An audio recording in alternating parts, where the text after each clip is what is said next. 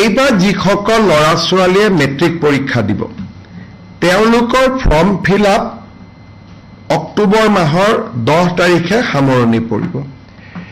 এইবাৰ form fill আপত আমি তেওঁলোকক অনুৰোধ কৰিছোঁ যাতে তেওঁলোকে বেংক একাউণ্ট নম্বৰটো দিয়ে আৰু কেবিনেটে যে অনুমোদন কৰিছে যে 1 নৱেম্বৰৰ পৰা মেট্ৰিক শেষ নোহোৱা পৰ্যন্ত প্ৰত্যেকজন উচ্চতৰ HSLC মেট্ৰিক পৰীক্ষাৰ্থীক আমি প্ৰতি মাহত 300 টকাকৈ তেওঁলোকৰ বেংক একাউণ্টত দিম। এই টকাখিনি তেওঁলোকে বুকছ কিনিব পাৰিব, নোটবুকছ কিনিব পাৰিব, নিউট্ৰিচিয়াছ ফুড ল'ব পাৰিব।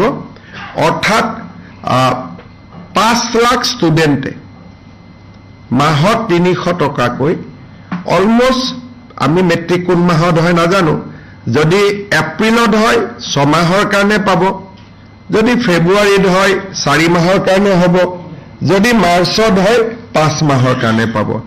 তাৰমানে কোনো মেট্ৰিক কেণ্ডিডেটে নিউট্ৰিচিয়াছ ফুড বা কিতাপ পত্ৰ কিনাৰ পৰা বঞ্চিত হ'ব নালাগে।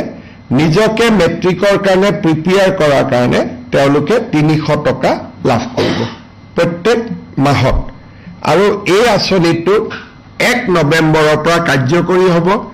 আপোনালোকে হয়তো ভাবিব যে ল'ৰাবিলাকক ফৰ্ম দিব, নহয়, আমি মেট্ৰিকৰ ফৰ্ম ফিল আপতে তেওঁলোকৰ বেংক একাউণ্ট নম্বৰটো লৈ ল'ম আৰু তেওঁলোকে পোনে পোনে তেওঁলোকক আমি 1 নৱেম্বৰৰ পৰা 300 টকাকৈ দিয়া আমি আৰম্ভ কৰিম।